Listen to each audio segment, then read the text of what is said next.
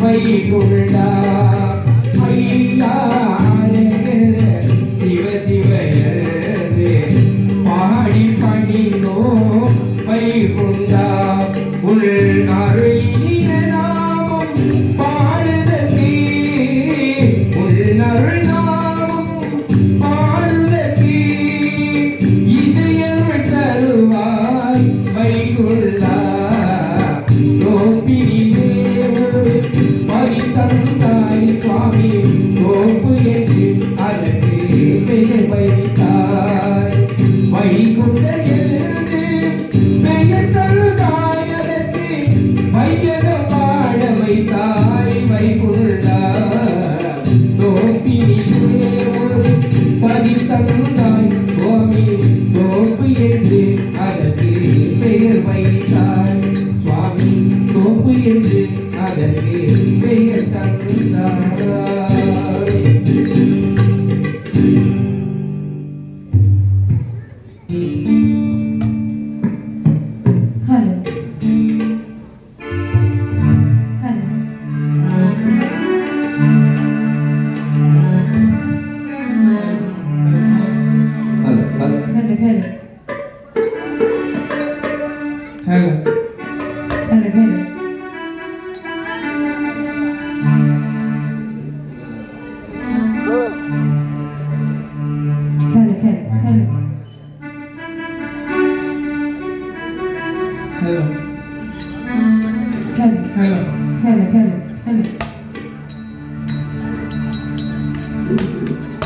ஆடிய பாத நிதிய கருணை ஆடிய பாத நிதிய கருணை ஆதி முகத்தோனே விநாயகா முகத்தோனே விநாயகா போதி வல்லமையுடனே போதி வல்லமையுடனே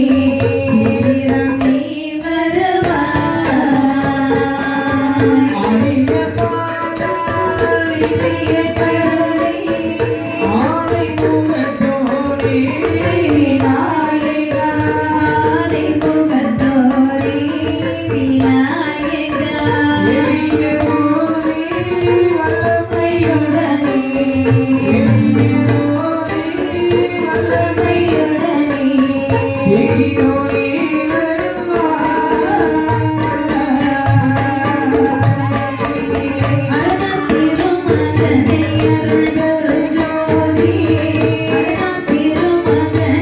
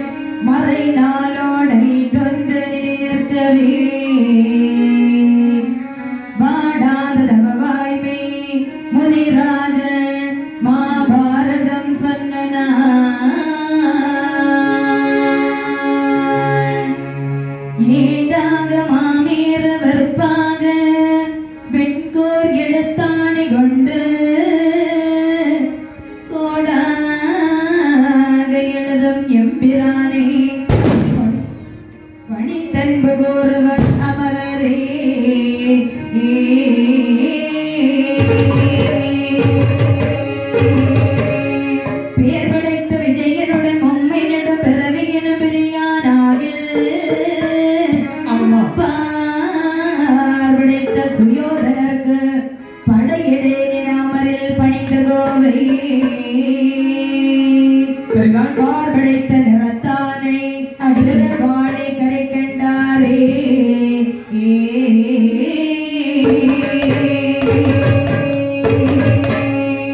ஆன்மீக அறநெறிகளை புகட்டக்கூடிய நூல்கள் நம்முடைய இந்து மதத்திலே ஏராளமாக இருக்கின்றது. அவற்றிலே நாம குறிப்பிட்டு சொல்லுவோமையானால் புராணங்கள் என்றும் இதிகாசங்கள் என்றும் சொல்லுவோம். அதாவது புராணங்கள் என்று எண்ணிக்கையிலே சற்று அதிகமாக இருந்தாலும் இதிகாசங்கள் என்று சொல்லுவது என்னவோ இரண்டைத்தான். சரி, அது எவையெல்லாம் தெரியுமா? எவையெல்லாம்? ஒன்று ராமாயணம், மற்றொன்று மகாபாரதம். சரி, இதிலே மகா இதிகாசமாகிய மகாபாரத கதையை தவத்தில் மிகுந்த வியாசர் சொல்ல கணேச பகவான் தன்னுடைய கொம்பை உடைத்து மாமேரு என்ற மலையை ஏடாக எழுதி படைத்த மகாபாரத கதையின் ஒரு சிறிய அங்கம்தான் இந்த மகாபாரதம் என்று சொல்லக்கூடிய கதை. இதிலே ஒரு சிறிய அங்கமாக கர்ணன் சரித்திரத்தை நாம் இசைக்கின்றோம்.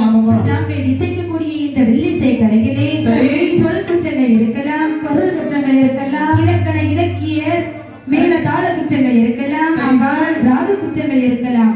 அப்படி எந்த குற்றங்கள் இருந்தாலும் அவர்களுடைய மழலையானது ஒரு தவறு செய்தால் அந்த தவறு எப்படி பொறுத்து மன்னித்துக் கொள்வீர்களோ அப்படி எங்களையும் ஆக்கத்தையும் ஊக்கத்தையும் கொடுக்க வேண்டும் என்று வேண்டிக் கொண்டு இதோ உங்கள் முன் கர்ணன் சரித்திரத்தை செய்கின்றோம். நாடு மிக நல்ல நாடு,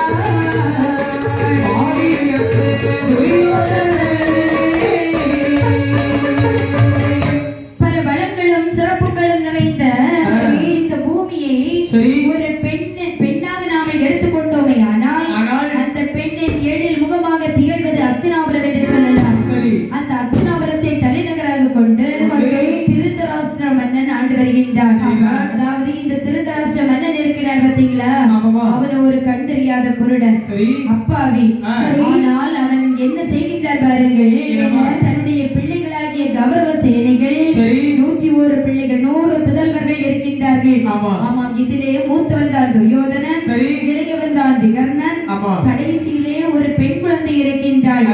அவளுடைய பெயர் தான் துர்ச்சடை. இந்த திருதராஷ்டிர மன்னன் இந்த துரியோதனனுக்கு மணிமுடி சூட்டி அந்த இந்திரபிரஸ்தம் நகரிலே ஆட்சி புரிந்து வருகின்றார்கள். இந்த துரியோதனன் எப்படிப்பட்டவன் தெரியுமா?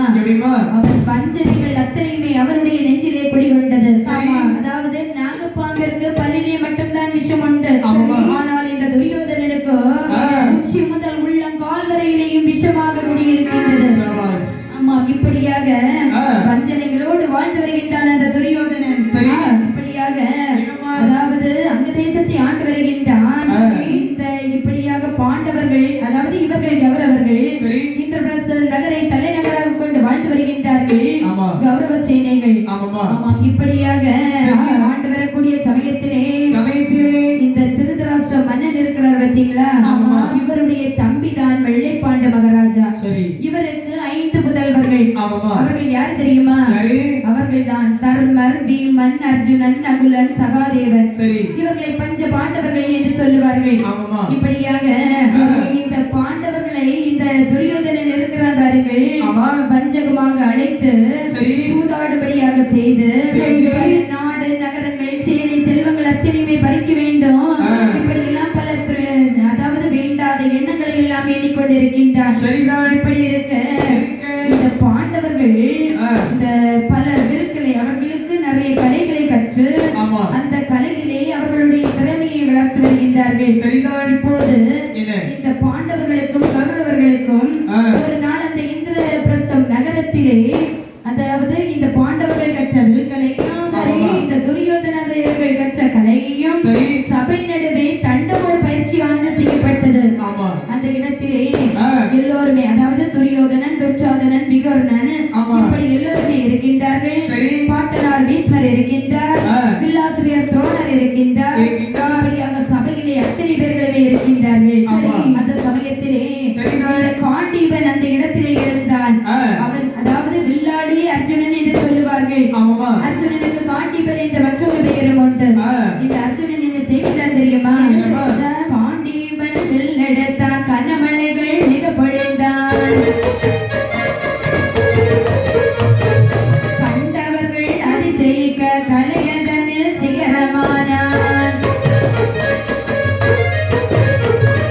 கண்டவர்கள் அதிசயிக்க அவர் கலையதனில் சிகரமானான்.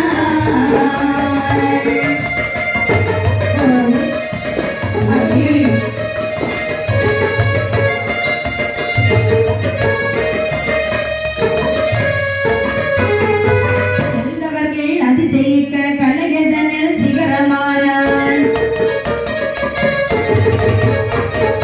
கரவொலிகள் மிக ஒலிக்க காண்டீபன் ஆர்ப்பரித்தான், கண்டவர்கள் அதிசயிக்க காண்டீபன் ஆர்ப்பரித்தான்,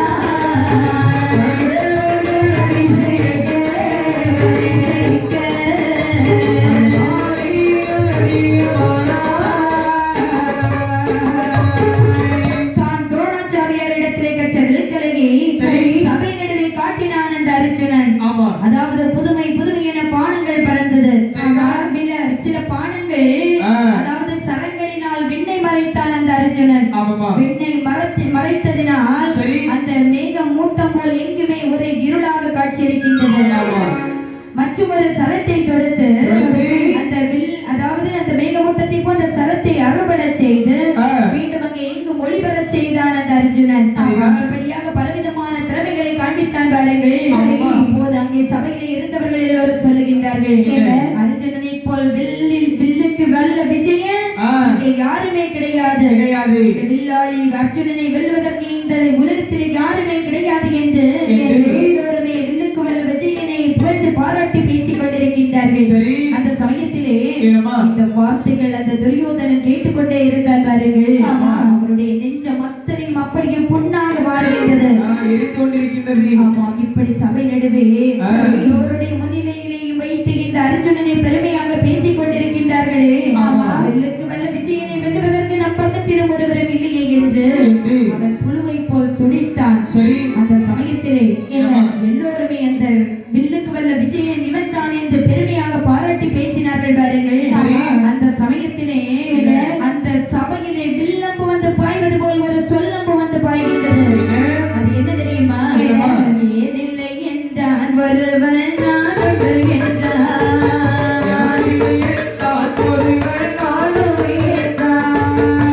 ஏதில்லை என்றான் ஒருவன் நாடு என்றான், வில் விஜயனை வெல்ல நான்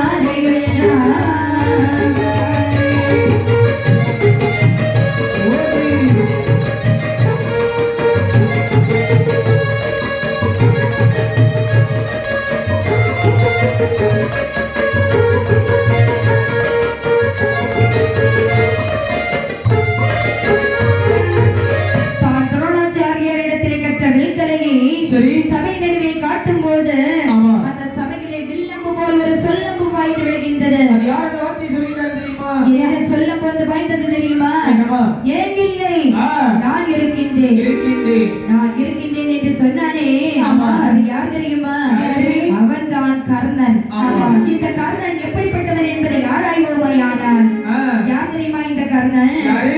மணமாக மாதொருதி மாதொருதி மகனாக பிறந்தவனா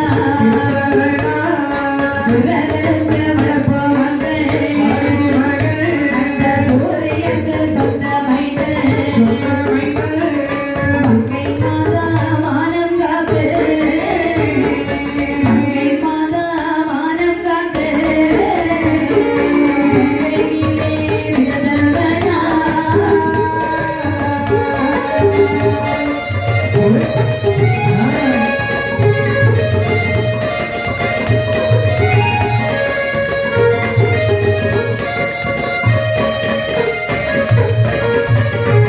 இந்த கர்ணன் எப்படிப்பட்டவன் என்பதை ஆராய்வோமானால் ஆமா. யாதவர் குலத்திலே சரி. சூரன் என்று ஒரு அரசன் இருந்தான். ஆ.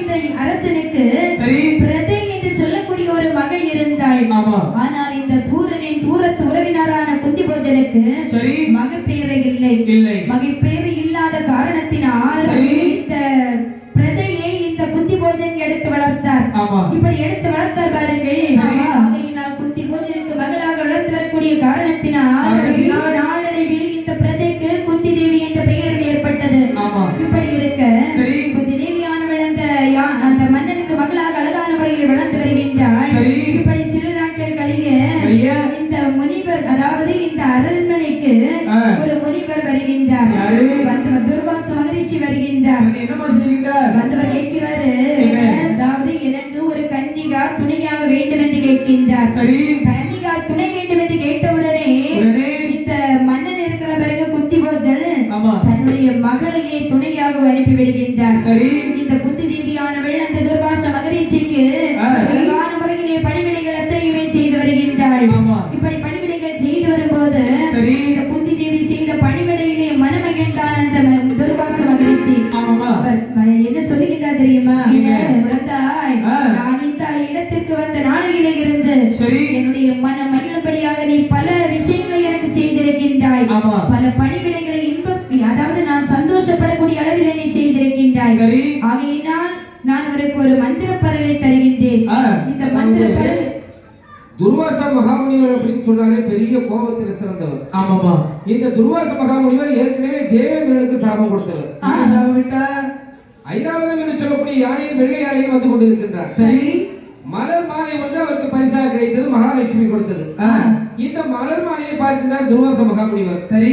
இப்படிப்பட்ட காவி உடையும் தாடியும் சடமுடையும் படைத்த இந்த துர்வாச மகாமுனிவராகப்பட்ட நமக்கு எதற்கு இந்த மலர் மாலை எப்படி என்று சொல்லி இந்த மலர் மாலை யாருக்கு சொந்தமாகும், யாருடைய கழுத்தில் வைத்தால் இந்த மார்பு அலங்கரிக்கும் அப்படி என்று நினைத்து வருகின்ற சமயத்தில் தேவேந்திரன் வெள்ளையானை மீது வந்து கொண்டிருக்கின்றார். ஆமா. அப்படி பார்க்கின்ற சமயத்தில் துர்வாச மகாமுனிவர் நினைக்கிறார், ஆஹா, என்னமா அந்த இந்திரனுடைய கழுத்திற்கு தான் இந்த மலர் மாலை பொருந்தும். அப்படி என்று மனமும் வந்து அந்த மலர் மாலையை தேவேந்திரனுக்கு கொடுக்கிற சமயத்தில் எவ்வளவு பெரிய மாமுனிவர் அவரு, ஆமா, எவ்வளவு பெரிய உயர்ந்த இடத்துல இருக்கக்கூடியவர், அவரை எப்படி அவர்கிட்ட வாங்கணும் அப்படிங்கிறது தெரியாம இந்த தேவலோகத்திற்கு அதிபதியாகப்பட்ட தேவேந்திரன் நம்மிடத்தில் என்ன செல்வங்கள் இல்லை அப்படி இந்த அகத்தை ஆணவத்தோடு என்ன பண்ணார் பாருங்க. என்னமா அந்த ஐராவதம் யானைக்கு மேல இருந்து யானையை அடக்குகின்ற அங்குசத்தால் அந்த மாலையை வாங்கி யானையின் மத்தகத்தில் வைத்தார். மனமுகந்த மாலை பாத்தீங்களா? மலர் வண்டிகள் அரிக்க எரிச்சல் கொண்ட யானையாகப்பட்டது தன்னுடைய துதிக்கையால் கீழே இழுத்து போட்டு மிதித்து அசிக்கப்படுத்தி விட்டது. இதை பார்த்தான் தேவேந்திரன் துர்வாச மகாமுனிவர் கோபத்தில் சிறந்தவராச்சே. அடே, உன்னுடைய ஐராவதம் என்று சொல்லக்கூடிய யானையும் உன்னுடைய தேவலோகமும் உன்னோடு சேர்ந்த தேவாதி தேவர்களும் இந்த இளமை இருக்க போய் தான் ஆணவத்தை கொண்டாடுகின்றீர்கள். இன்று முதல் நரை திரை மூப்பு பிணி சாக்காரோடு அணுவிற்க கடவுள் என்று சாபத்தை கொடுத்தார் சுவாமி. இதே மாதிரி துர்வாச மகாமுனிவர் கோபம் வந்துச்சுன்னா பயங்கரமான ஆள். துர்வாச மகாமுனிவர் மாதிரி ஒரு கோபத்தில் சிறந்த முனிவர் கிடையாது.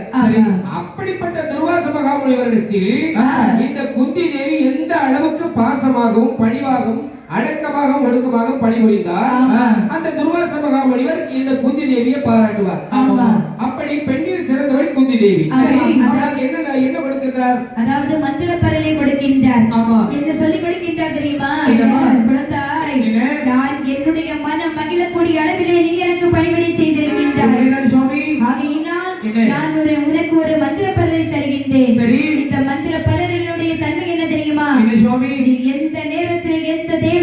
வைத்து என்ன வேண்டுகின்றாயோ அந்த தெய்வங்கள் உடனே உன்னுடைய முன்பிலே தோன்றி நீ வேண்டக்கூடிய பொருளை தந்துவிட்டு சென்று விடுவார் என்று சொல்லிவிட்டு அந்த மந்திர பரலையும் கையிலே கொடுத்து விட்டு துர்வாச மகரிஷி சென்று விட்டார்.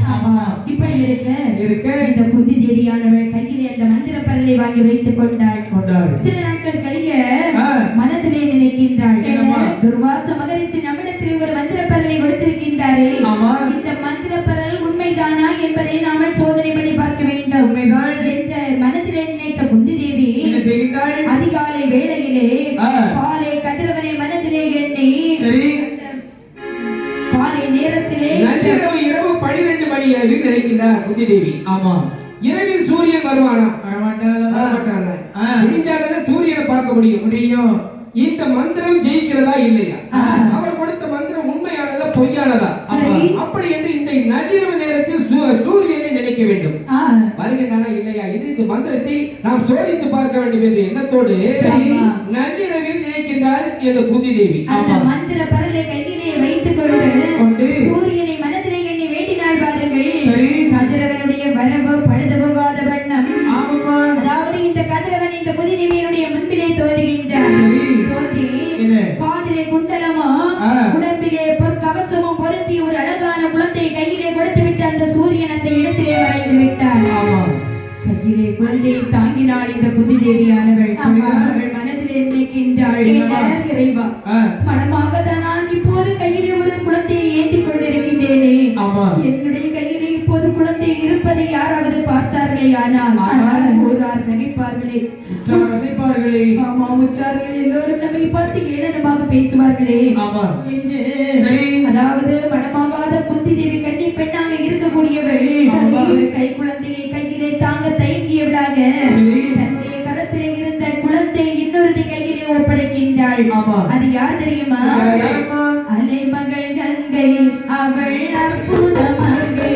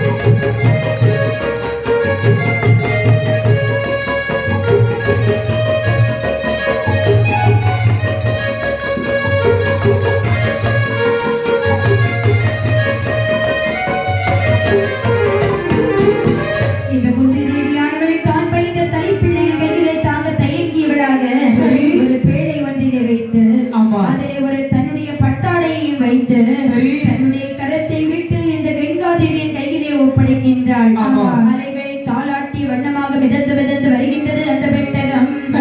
மிதந்து மிதந்து வந்தது பாருங்கள், ஹஸ்தினாபுரத்தை நோக்கி வந்து கொண்டிருக்கின்றது. இந்த பேழை மிதந்து வருவதை கண்டான் ஹஸ்தினாபுரத்திலே தேரோட்டக்கூடிய அதிரதன் என்று சொல்லக்கூடிய தேரோட்டி. அவன் என்ன செய்கிறான் பாருங்கள், இந்த தேரோட்டிக்கு குழந்தை இல்லை, மகப்பேறு இல்லாத நமக்கு ஆண்டவன் குழந்தை கொடுத்த ஆண் குழந்தை வரப்பிரசாதம் என்று நினைத்து அன்போடு சந்தோஷம் கொண்டவனாக அந்த பேழையை எடுத்தான். தன்னுடைய வீட்டிற்கு கொண்டு வருகின்றான். தன்னுடைய வீட்டிலே கொண்டு வந்து, அதாவது காதிலே குண்டலமும் உடலிலே கவசம் பொருத்திய குழந்தையாக இருக்கின்றது அல்லவா, ஆகையினால் கர்ணன் என்று சொல்லி பெயர் சூட்டினான். பெயர் சூட்டி இன்பத்தோடு வளர்த்து வருகின்றான். ஆனால் இந்த அதிரதன் தான் தேர் ஓட்டுவதில் வல்லவனாக இருந்த போதிலும் தன்னுடன் தனக்கு கிடைத்த குழந்தையை அம்பு எய்வதில் வல்லவனாகவும் தனக்கு நிகர் தானே என்று சொல்லக்கூடிய அளவில் வீரத்தோடு வளர்த்து வருகின்றான் அந்த அதிரதன். அதிரதன். சரி. இப்படி இருக்க இந்த அதிரதன் மற்றவர்கள் மூலமாக கர்ணன் அதிரதனுக்கு வளர்ப்பு பிள்ளை என்பதை அறிந்தான். அறிந்தவனுக்கு மனதிலே ஆறாத துயரமானது ஓடிக்கொண்டே இருக்கின்றது. அப்படி என்ன எண்ணம் ஓடிக்கொண்டிருக்கின்றது தெரியுமா? எந்த மாதாயாதோ எந்த தானம் யாரோ எந்த மாதாயாரோ எந்த தானம் யாரோ யாரோ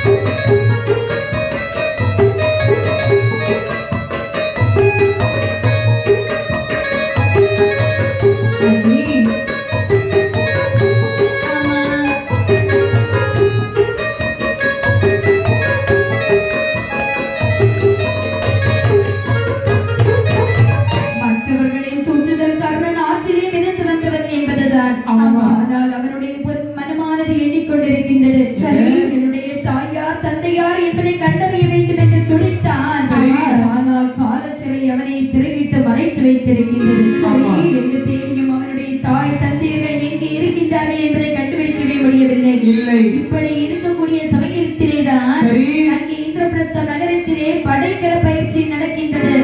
அந்த சமயத்திலே அதாவது வில்லுக்கு வல்ல விஜயனை வெல்வதற்கு யாருமே இல்லை என்று விஜயனை புகழ்ந்து பாராட்டி பேசிக் கொண்டிருக்கும் போது அந்த இடத்திலே ஏன் இல்லை நான் இருக்கின்றேன் என்று சொன்னான் பாருங்கள் கர்ணன். அவன் தான் அந்த கர்ணன். அவன் எழுத சொல்லுகின்றார், துரோணாச்சாரியாரே அர்ஜுனனுக்கு நிகராக மற்றும் என்ன அவனுக்கு எதிராக அதிலும் புதிராக அவனை விட வில்லிலே வெல்வதற்கு வில்திறன் என்னிடத்திலே இருக்கின்றது என்று சொன்னவுடனே எல்லோருமே பார்த்தார்கள் பாருங்கள். அந்த தேரோட்டியின் மகன் என்பதை அறிந்தார்கள். உடனே இழந்து சொல்லுகின்றார் துரோணாச்சாரியார், கர்ணா அர்ஜுனன் பெரிய குடும்பத்திலே பிறந்தவன். அவனோடு போர் தொடங்குகிறவன் அத்தனை மதிப்பு வாய்ந்தவனாகவே இருக்க வேண்டும். நீ இப்போது உன்னுடைய குடும்பத்தை கூறு பார்க்கலாம். உன்னுடைய தாயார், உன்னுடைய தந்தையார், உன்னுடைய குலம் என்ன, உன் கோத்திரம் என்ன, இப்படி அடுக்கடுக்காக வார்த்தைகளை அடித்துக் கொண்டிருக்கின்றார். அவனாலே ஏன் எதற்கு என்று ஒரு வார்த்தை கூட அவனால் பேச முடியவில்லை. ஏனென்றால் அவனுடைய தாய் தந்தை யார்கள் என்பதை தெரியவில்லை அல்லவா? அந்த சமயத்திலே மற்றவர்கள் எல்லோரும் சொல்லுகின்றார்கள், கர்ணா குலத்தெரியா அநாதையே கோரும் எந்தன் வார்த்தையே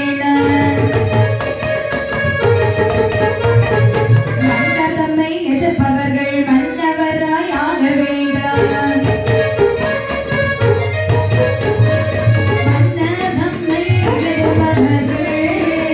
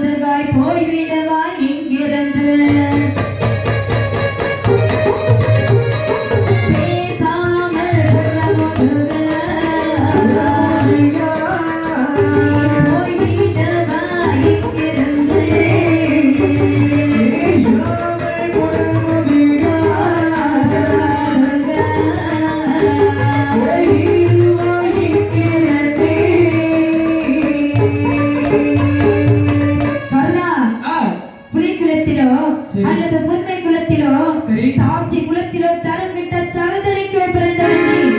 மன்னவரை எதிர்ப்பவர்கள் மன்னனாகவே இருக்க வேண்டும். அதாவது மன்னரை எதிர்க்கக்கூடிய தகுதி உனக்கு கிடையாது. பேசாமல் இங்கிருந்து புறமதிக்கு ஓடிவிடு. இப்படி தூற்றினார்கள் பாருங்கள். அந்த சமயத்திலே இருந்து பாண்டவர், அதாவது இந்த வில்லுக்கு வல்ல விஜயனை வெல்வதற்கு நம் பக்கத்தில் ஒருவரும் இல்லையே என்று மனவேதனைப்பட்டுக் கொண்டிருந்தார் பாருங்கள். அந்த சமயத்திலே பார்த்தான் இந்த துரியோதனன். தன்னுடைய மாமா சகுனியை எட்டி பார்க்கின்றார். இந்த சகுனி யார் தெரியுமா? அதாவது கண்டறியாத குருடனாகிய திருதராஷ்டிரன் இருக்கிறாரே, அவருடைய மனைவி பெயர் காந்தாரி. சரி. இந்த காந்தாரியின் உடன் பிறந்தவன் தான் இந்த சகுனி. இந்த சகுனி மாமா என்று இந்த துரியோதனனுடனே இருக்கின்றான். ஆனால் உடன் இருந்து கொல்லும் வியாதிதான் அந்த சகுனி. அதாவது இந்த துரியோதனனை பழி வாங்க வேண்டும் என்பதற்காகவே அவருக்கு நல்லது செய்வது போல அவருக்கு அத்தனை கெடுதல்களையுமே செய்து கொண்டிருக்கின்றான் இந்த சகுனி. ஆனால் இந்த விஷயம் துரியோதனனுக்கு தெரியாது. இப்படியாக அந்த துரியோதனனிடத்திலே அந்த சகுனி சொல்லுகின்றான், மருமகனே துரியோதனா, இந்த வில்லாளி வில்லுக்கு வல்ல விஜயனை வெல்லுவதற்கு ஒரு பக்கத்தில் ஒருவரும் இல்லையே என்று கவலையோடு இருந்தாயே. அந்த வில்லுக்கு வல்ல விஜயனை வெல்லுவதற்கு இந்த கர்ணன் ஒருவனால் மட்டும்தான் முடியும். அதாவது மல்லிற்கானால் நீயும் உன்னுடைய தம்பிமார்களும் போதும், ஆனால் வில்லிற்கானால் அந்த வில்லாளி அர்ஜுனனை வெல்லுவதற்கு இந்த கர்ணன் ஒருவனால் மட்டும்தான் முடியும். அதுவும் நல்ல யோசனைதான். உடனே இப்படி சொன்ன பாருங்கள். உடனே அங்கிருந்து எழுந்தான் துரியோதனன். துரியோதனன் எழுந்து அதாவது என்ன செய்கிறான் பாருங்கள். அந்த கர்ணனுடைய தலையிலே மணிமகுடத்தை சூட்டினான். தன்னுடைய கையில் இருந்த உறைவாளை கையிலே கொடுத்தான். கொடுத்துவிட்டு வெற்குருவை பார்த்து சொல்லுகின்றான், ஐயா வெற்குருவே, வெற்குருவே கேட்டிடவே கேட்டிடவே வாசகத்தை வாசகத்தை வாசகத்தை வாசகத்தை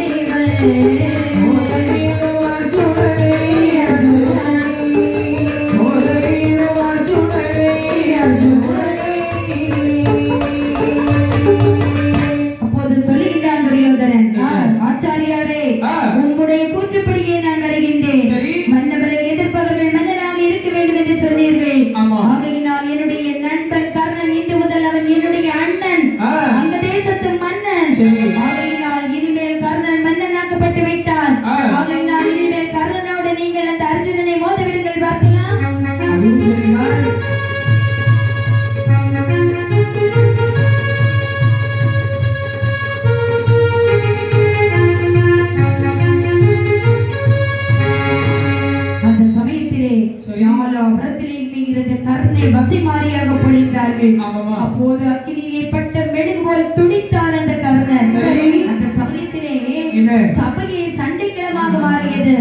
பாண்டவர்கள் கௌரவர்களை தூற்றுகின்றார்கள், கௌரவர்கள் பாண்டவர்களை தூற்றுகின்றார்கள். அப்போது இந்த சண்டை களமாக மாறியது பாருங்கள். அந்த சண்டையை முற்ற விடாது தடுக்க விரும்பிய அதாவது கிருபர், கிருந்தவர்மன் இப்படிப்பட்ட முனிவர்கள் எல்லோருமாக ஓரளவு சமாதானப்படுத்தி அவர்களை அனுப்பிவிடுகின்றார். இந்த விதமாக இந்த கர்ணன் அங்க தேசத்தை ஆண்டு வருகின்றார். அங்க தேசத்தை எப்படி ஆட்சி புரிந்து வருகின்றான் தெரியுமா? செங்கோலரி பிசகாமல் பிசகாமல் சொன்ன சொல்ல தவறாமல் தவறாமல் பிசகாமல்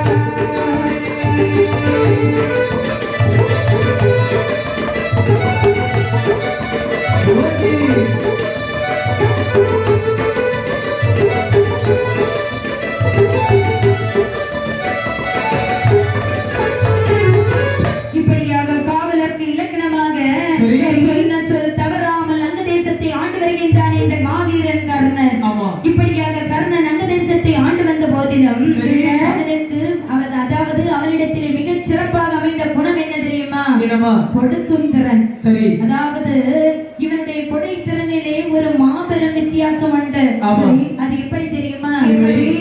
மன்னவர் பொருள்களை கைகொண்டு நீட்டுவார், மற்றவர் எடுத்து செல்வார்.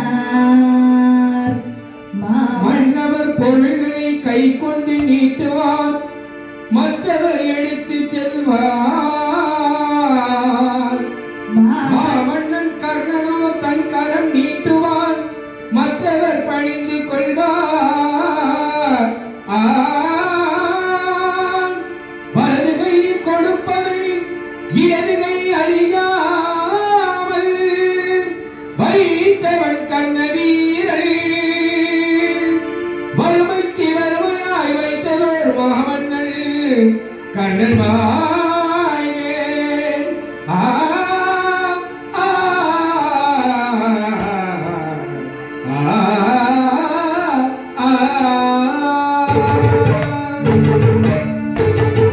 கொடையாளியாக இருக்கக்கூடிய மற்ற வள்ளல்கள் பொருளை எடுத்து கொடுப்பார்கள், இரவலர்கள் வாங்கி செல்வார்கள். அதுதான் நடக்கும். அதுதான் உலகிலே உள்ள முறை. இயற்கை. ஆனால் இந்த மாமன்னன் கர்ணன் இருக்கின்றானே, அவனுடைய கொடுக்கக்கூடிய கரங்கள் கீழேயும் வாங்கக்கூடிய கரங்கள் மேலேயும் இருக்குமா?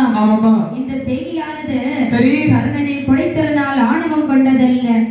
இப்படியாக அதாவது வலது கை கொடுப்பதை இடது கை கூட அறியாமல் இன்பத்தோடு கொடை சிறப்போடு வாழ்ந்து வந்தான் என்றால் இந்த கர்ணனுடைய கொடைத்திறனை நாம் என்னவென்று சொல்லுவது? வலது கை கொடுப்பதை இடது கை அறியாமல் வைத்ததோர் மாமன்னன் கர்ணன் வாழ்கன்னு சொல்லியிருக்காங்க. அது ஏன் இப்படி சொன்னாங்க? இதற்காக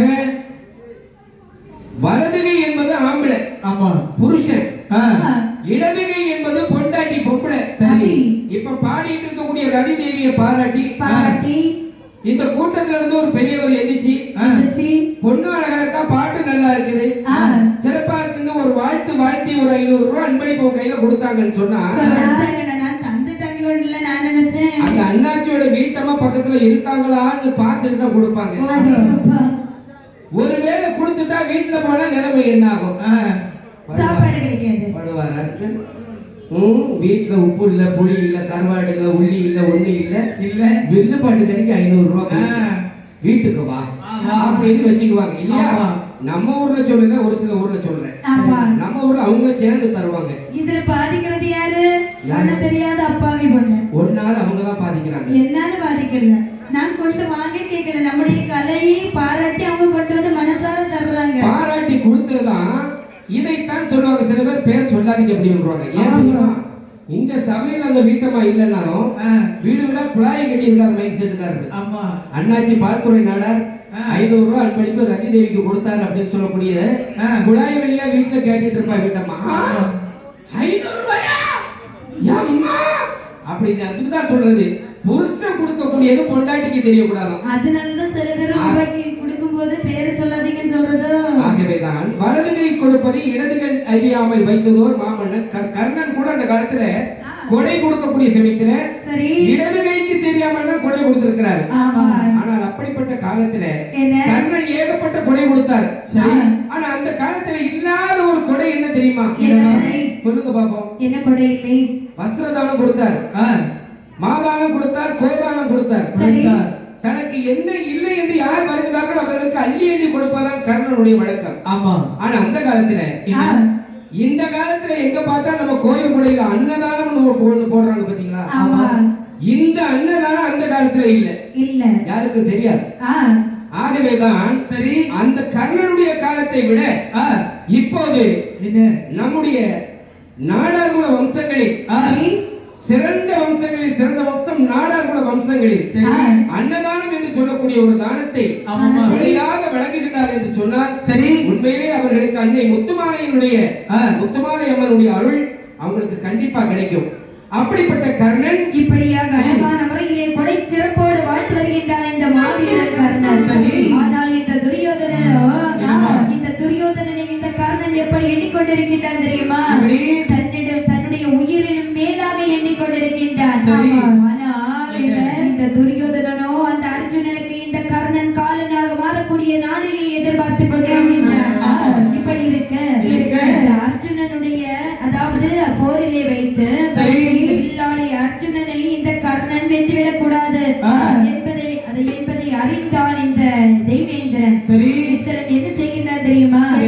அதாவது இந்த கர்ணன் கொடையாளி என்பதை அறிந்தவன் இவனுடைய அதாவது உடலோடு ஒட்டி பிறந்த கவசத்தையும் குண்டலமும் இருக்கும் வரையிலேயும் இந்த உலகத்திலே யாராலையுமே இந்த கர்ணனை வெல்ல முடியாது. ஆகையினால் இந்த கர்ணனுடைய கவச குண்டலங்களை யாசிக்க வேண்டும் என்று மனதிலே எண்ணினான். ஒரு நாளைக்கு தினத்திலே இந்த கர்ணன் சூரிய நமஸ்காரம் செய்து கொண்டிருக்கின்றான். எப்படி சூரிய நமஸ்காரம் செய்கின்றான் தெரியுமா? 1000 கரங்கள் நீட்டி அணைக்கின்ற தாயே போற்றி, அருள் பொங்கும் முகத்தை காட்டி இருள் நீக்கம் தந்தாய் போற்றி, தாயினும் பரிந்து சால சகலரை அணைப்பாய் போற்றி, தழைக்கும் ஓர் உயிர்களுக்கெல்லாம் துணைக்கரம் கொடுப்பாய் போற்றி, தூயவர் இதயம் போல துலங்கிடும் ஒளியே போற்றி, தூரத்தே நெருப்பை வைத்த சாரத்தே தருவாய் போற்றி, ஞாயிறு நலமே வாழ்க நாயகன் வடிவே போற்றி, நானிலம் உள்ள நாள் மட்டும் போற்றுவோம் போற்றி போற்றி.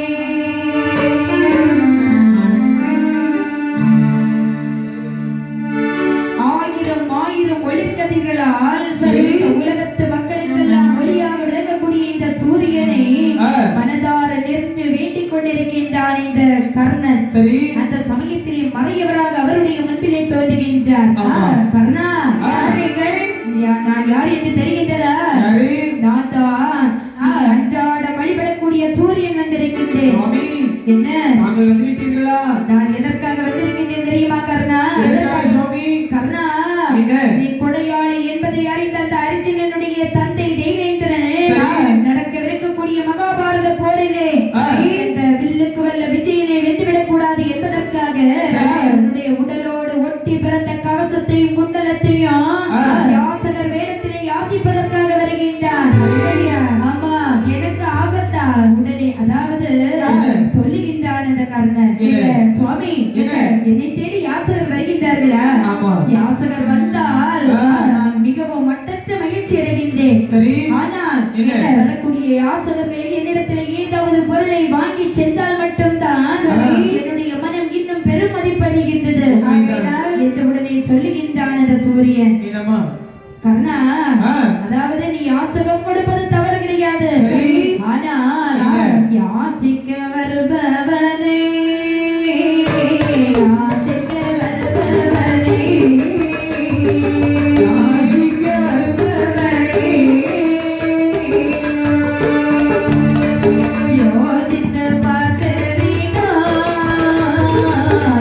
யோசித்து பார்த்து வீணா,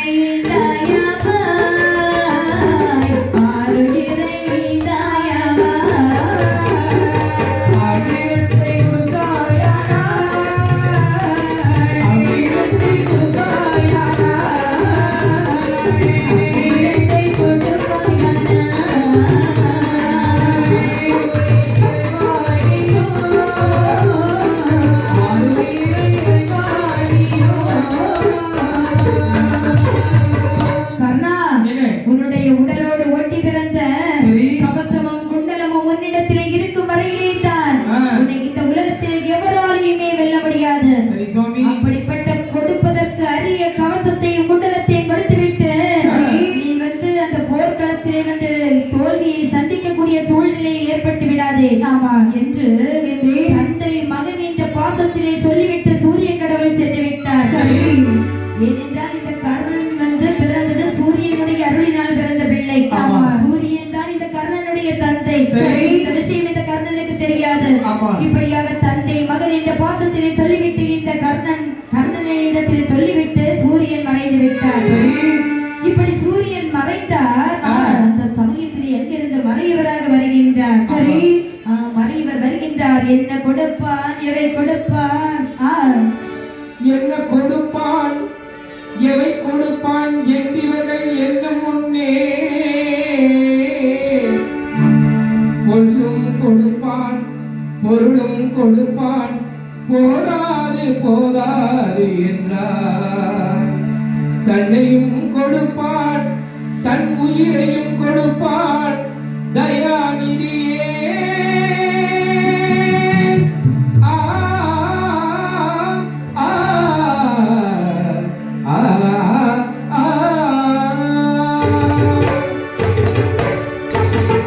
இப்படி கர்ணனை புகழ்ந்து பாடிக்கொண்டு வருகின்றான் அந்த இந்திரன். சரி. மறையவர் வேடத்திலே வருகின்றார். பார்த்தார் கர்ணன். கர்ணன் பார்த்தவன் சொல்லுகின்றார், என்ன? வாரு மறையவரே, ஆ. வாருங்கள். வாருங்கள். தங்களுக்கு வேண்டிய பொன்னையும் பொருளையும் தாராளமாக எடுத்துச் செல்லுங்கள் என்றும் சொல்லுகின்றான் தேவேந்திரன். என்ன கர்ணா, நான் மற்ற யாசகர்களைப் போல் சரி. இவரிடத்திலே பொன்னையும் பொருளையும் நாடி வந்தவன் கிடையாது. அப்படின்னு சொன்னால் அப்படி என்றால் எனக்கு என்ன வேண்டும் தெரியுமா? என்ன? கர்ணா, நான் என்ன கேட்டாலும் நீ கொடுப்பாயா? கண்டிப்பாக நீங்கள் என்ன கேட்டாலும் தருகின்றேன். என்ன கேட்டாலும் கொடுப்பாய், எப்படித்தானே? என்ன கேட்டாலும் தருவேன். கொடுத்த வாக்கில் மறுப்பில்லையே. இல்லை. கர்ணா, உன்னுடைய உடலோடு ஒட்டி பிறந்த அந்த கவசத்தையும் குண்டலத்தையும் வாங்குவதற்காகத்தான் வந்திருக்கின்றேன். இவ்வளவுதானா? அதை முன்னால் கொடுக்க முடியுமா? கண்டிப்பாக தருகின்றேன். ஆகட்டும், தருகின்றேன் என்று சொல்லிக்கொண்டு சரி. மறையவரை ஆசனத்திலே அமர வைத்தார். ஆமா. தன்னுடைய அறைக்குள்ளே வருகின்றான் கர்ணன். சரி. அதில் வந்தவன் என்ன செய்கின்றான் என்று பார்த்தான். என்னமா செய்கின்றாய்? கவசம் தன்னை அறுத்தெடுத்தான், குண்டலமோ மறுத்தெடுத்தான். கவசம் தன்னை அறுத்தெடுத்தான், குண்டலமும் மறுத்தெடுத்தான். தடுக்காத நோவினாலும் தன்னாவில் சொல்லை காத்தான். தடுக்காத நோவினாலும் தன்னாவில் சொல்லை காத்தான்.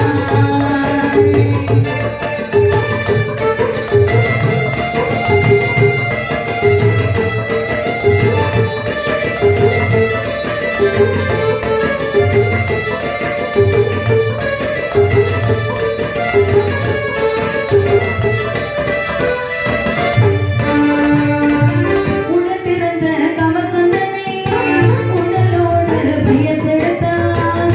உடனிருந்த கவசம் தன்னை உடலோடு வியந்தெடுத்தான். தடுக்காத நோயினாலும் தன்னாவில் சொல்லை காத்தான். தடுக்காத நோயினாலும் தன்னாவில் சொல்லை காத்தான்.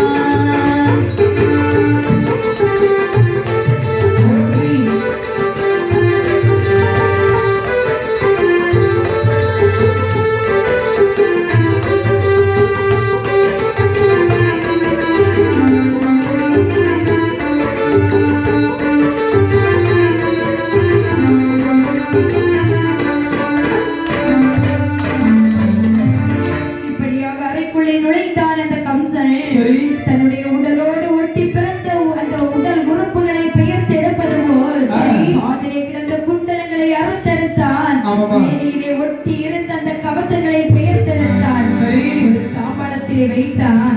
மேனியிலே ஒரு ஆடையை போட்டு மேனியை மறைத்தான். சரி. எங்குமே இரத்த கலனியாக காட்சியளிக்கின்றது. ஆமா. அதை கொண்டு அப்படியே அந்த மறைவராக வந்த இந்திரனிடத்திலே கொண்டு வந்து கொடுக்கின்றார். சரி. சிரிப்போடு கொண்டு கொடுக்கின்றான். ஆமா. சந்தோஷம் கொண்ட இந்திரன் அதை வாங்குகின்றான். வாங்கிவிட்டு கர்ணா, கொடுப்பதற்கரிய கவசத்தையும் குண்டலத்தையும் என்னிடத்திலே கொடுத்து விட்டாய். மிகுந்த சந்தோஷம். சரி. நான் வருகின்றேன் என்று 2 அடி எடுத்து வைத்தான் பாருங்கள். ஆமா. அப்போது சொல்லுகின்றான் கர்ணன், என்ன? இந்திரா, இப்போது சந்தோஷம் தானே? கண்டுபிடித்தாயா கர்ணா? கண்டுபிடித்தாயே என்று ஆமா. அந்த இடத்திலே வெட்டி தலை குனிந்தான் அந்த இந்திரன். சரிதான். மறுகணமே அவனை மாற்றிக் கொண்டான். ஆமா. சரி கர்ணா, கொடுப்பதற்கரிய கவசத்தையும் குண்டலத்தையும் என்னிடத்திலே கொடுத்துவிட்டு சரி. உனக்கு கர்ணன் என்ற பெயரையும் நீ என்னிடத்திலே இருந்து வெற்றி கொண்டாய். ஆமா. கர்ணா, என்ன? உன்னுடைய உடலிலே உதிரம் தோய்ந்த புண்ணானது சரி. முன்போல் சகல நலமுடன் விளங்கும்.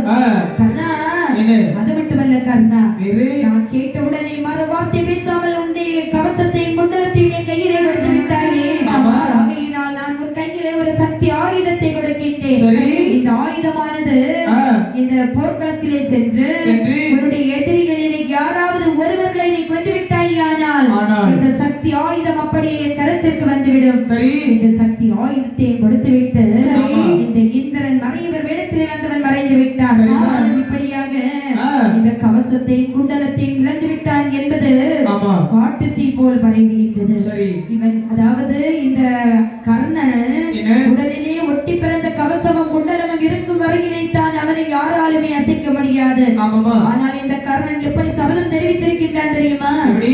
என்னுடைய நண்பன் உற்ற நண்பன் துரியோதனன் இருக்கின்றானே, என்னுடைய உயிர் இருக்கும் வரையிலேயும் துரியோதனனுடைய உயிர் இருக்கும். என்னுடைய உயிர் என்று பிரிகின்றதோ சரி. அதற்கப்புறம் தான் இந்த துரியோதனனுடைய உயிரானது பிரியும் என்று சபதம் செய்திருக்கின்றான். ஆமா. ஆனால் கவசத்தையும் குண்டலத்தையும் இழந்த பிறகு நடக்கவிருக்கக்கூடிய மகாபாரத போரிலே இனிமேல் இவன் எப்படி வெல்லப் போகின்றான், ஆமா. இனிமேல் அந்த அர்ஜுனனை எப்படி வெல்லப் போகின்றான் என்ற எண்ணம் இந்த அர்ஜுனன் அதாவது இந்த துரியோதனனுடைய மனதிலே எழுந்து விட்டது. ஆமா. அந்த சமயத்திலே என்ன? ஒரு நாள் இந்த கர்ணனை விருந்தினராக அழைக்கின்றான் இந்த துரியோதனன். சரி. அழைத்தவன் என்ன சொல்லுகின்றான் என்று பாருங்கள். என்னம்மா? வரையந்தல் அண்ணா என்றான், வரையந்தல் அண்ணா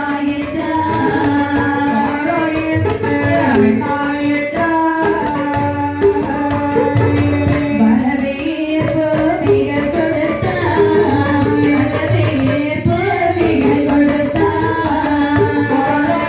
அண்ணா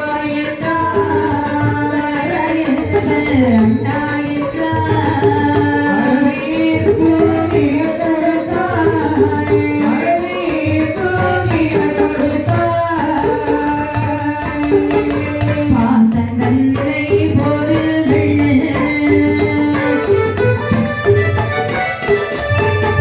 பிரம்மாதீரா வேணும் என்றான். காண்டீவல் மாண்டிடவே, காண்டீவல் மாண்டிடவே,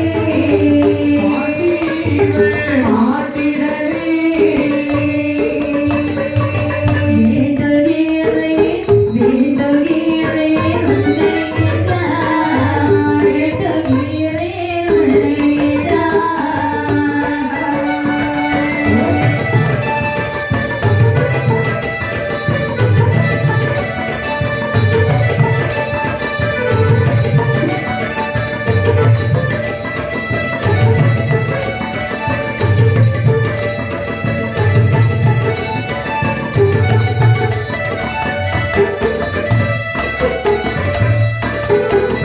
இந்த துரியோதனன் தன்னுடைய அரண்மனைக்கு விருந்தினராக அழைக்கின்றான் கர்ணனை. சரி. கர்ணனை பார்த்து சொல்லுகின்றான், என்ன? கர்ணா, உன்னுடைய உடலோடு ஒட்டி பிறந்த கவசமும் குண்டலமும் இருக்கும் வரையிலேயும் சரி. என்னை யாராலையுமே வெல்ல முடியாது என்று எண்ணிக்கொண்டிருந்தேன். ஆனால் இப்போது உன்னுடைய குடைத்திறனின் காரணத்தினால் சரி. உடலோடு ஒட்டி பிறந்த கவசத்தையும் குண்டலத்தையும் நீ இழந்து விட்டாயே. ஆமா. இனிமேல் அந்த மகாபாரத போரிலே அந்த கர்ணன் அர்ஜுனனை நீ எப்படி வெல்ல போகின்றாய் என்கின்றார். கர்ணனின் மனம் நெகிழும்படியாக குளிரிசை ஊதினான் அந்த துரியோதனன். அந்த சமயத்திலே பக்கத்திலே பார்த்து கொண்டிருந்தான் சகுனி.